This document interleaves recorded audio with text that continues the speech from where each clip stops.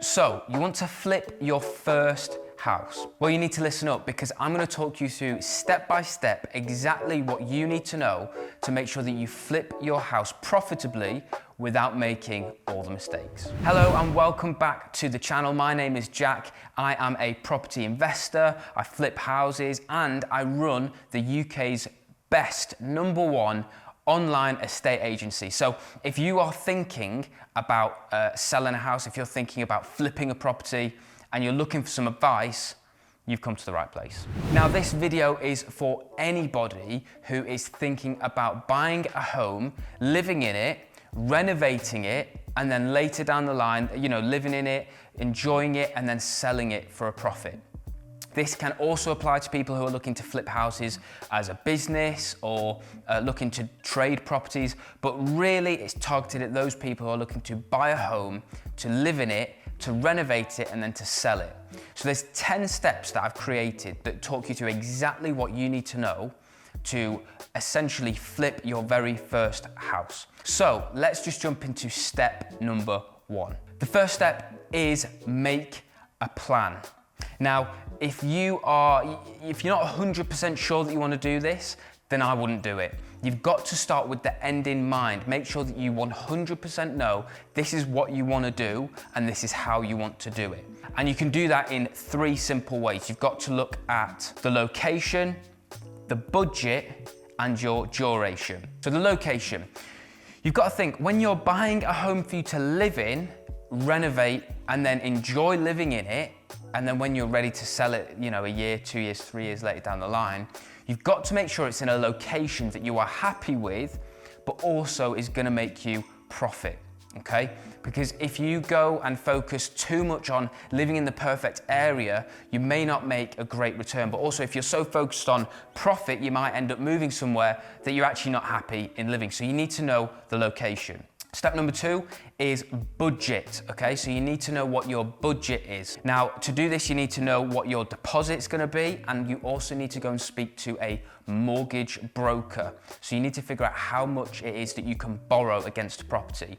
Because if you've got a £50,000 budget and you know that you can borrow 150, 200,000 pounds, roughly you're in the ballpark of 200 to 250,000 pounds there for your property. The thing that you've got to make sure on, and this is where it's different from buying most ordinary houses where you're going to buy it, live in it, and not have to do anything to it, you've got to factor in your refurb costs. So in your budget, yes, you've got to work out what your deposit's going to be, but you also need to work out what your legal costs are going to be, what the stamp duty is going to cost, and also what it's going to cost to renovate it. Because if you jump straight into a project and you put all your money into the deposit, well then you're not going to have any money to actually renovate the house. So you're going to be a bit stuck. So you need to work out what your budget is. The third thing is duration. How long are you going to be there? Now this isn't actually essential to be 100% sure on this at the beginning.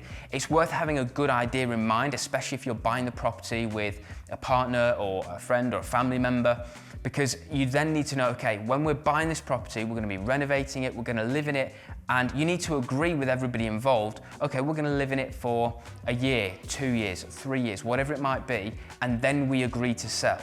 Now, obviously later down the line, if all your other partners are interested in keeping it or holding it, or you staying longer or selling earlier, whatever it might be, just have that open conversation. But it's worth knowing right at the beginning, what is the duration? How long do you want this project/home to be your project/home? Step number 2 is begin your search, okay? So when you are searching for a property, you've got your budget in mind, you've got your location in mind, you know how long you wanna be there. So you've got all that, you've got your plan in place. Now it's time to search for something. So you wanna be speaking to your local estate agents. The local estate agents will be helpful. You'll know where this is because obviously you will have decided we want to be buying a property in this particular area. When you know the area that you want to buy in, speak to your local estate agents. Also speak to family and friends. There's so many times actually already where I've been introduced to somebody thinking about selling the house through a family member or a friend. It's crazy how many people you can reach from your immediate family or just your friendship circle. If you have 100 friends and family, well, if they all have 100 people, that's straight away, you're bumping that up to 10,000 people. So, you know, it's worth speaking to people and telling them what it is that you're after. Be very clear with what you're looking for and tell people what you want. Step number 3 is view the house. So maybe an estate agent has come to you and said, you know, we've got this beautiful house, big property, just needs a full gutting, needs a full refurb, whatever it might be. And you know, do you want to come and have a look? Then you need to go and actually see the property. Go into it, see if it's in an area that you are definitely happy to live in. See if the rooms are as big as they look on the photos. See if the work that needs doing is actually the work that's been described by the agent.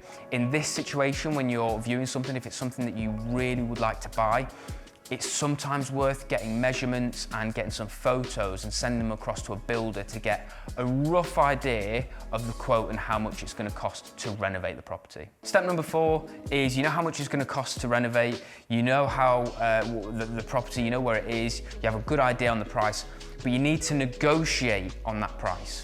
And I'll tell you why this is really important. When it comes to flipping houses, your profit is in the purchase. There is no point buying a house that once it's all done up really nicely and you've spent £50,000 on it, making it absolutely incredible, then it's going to be worth £400,000, but then offering 350. There is no profit in that. You are not making any money. So you need to work backwards. What's it going to be worth once we've renovated it and once it's all done to a fantastic specification? How much is it going to cost to renovate the property? What's it going to cost us in legal fees? And then how much profit do we want at the end? Whatever that number is, once you've subtracted all those things, that's what your offer needs to be. So you need to go in, put in your offer and begin the negotiation process. I've done another video on negotiation, so if you're interested in that, you can just find that on my channel as well. It goes into a little bit more detail on how to actually negotiate with an agent or a seller. Step number 5, assuming that your offer's been accepted, the next step is to instruct solicitors. Always go with someone who is recommended. We have people that have been recommended to us that are absolutely fantastic. We work with fantastic solicitors. Your team is so important, so choose your solicitors right. Don't always go with the cheapest, go with the best. So go with a recommendation, even if it's going to cost you an extra couple £100. If you know they're good, it's worth paying the money and getting a quality solicitor. Step number 6 is get your tradesmen in to do the initial immediate work. So if you are buying a property to live in especially, then it's really important that before you move in, that it is a livable condition. So if it means that actually we need to rip out the kitchen, we need to rip out the bathroom, we need to go back to brick and we need to replaster the whole thing, you do not want to be living in a house when you're doing that in the middle of that. So it's worth getting your people in, your tradesmen in, your builders in, whatever team that you're using, or if it's you doing it, getting yourself in there nice and quick, making it very livable and getting it as nice as you can before you then move in. The next step is for you to obviously move into the property. And what's beautiful about this is whilst you live there, you can do it up over time. So if there's little things like you want to paint it a different colour, if you want to change out the carpets, if there's small things you want to change, or even if you were to change out the bathroom and just did like a piece at a time or did a little bit here and there, you can do that over time as you work, you save money, and the money that you put aside can then go into small parts of the renovation. So as I said at the beginning, it's worth having that refurb fund at the beginning, but if you don't have all of it, that's okay, as long as you're confident that over time, every month you can put money aside, save that money, and then invest it in the renovation. Step number 8 is live in it. Enjoy it. Enjoy the fruit of your hard work. It's been weeks, months leading up to this. Enjoy it. Actually make the most of it. Make memories there and have a great time in your home. And then step number 9 is when you feel like you are at a point where, yep, we've lived in this long enough, or we've done what we needed to do, let's sell it. Approach your local estate agent or an estate agent online, like HomeSpot. If you wanted to sell your house, link in the description. But approach an estate agent, get a valuation on it, know what the value is, and then based on that, decide the right estate agent for you.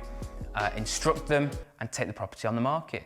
The property's gone on the market, it is sold, you've gone through all that again, viewings, negotiation, agreeing a price, going through the solicitors, so you go through all that process again, you get it sold, money in the bank, and then step number 10 is it's on to the next one.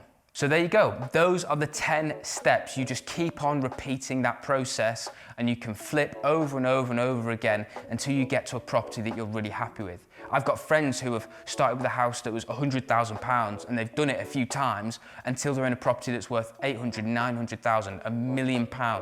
It is crazy how much equity, how much profit you can build when you're buying to add value and to sell on, to fix and to flip. Thank you so much for watching the video, and I'll see you in the next one.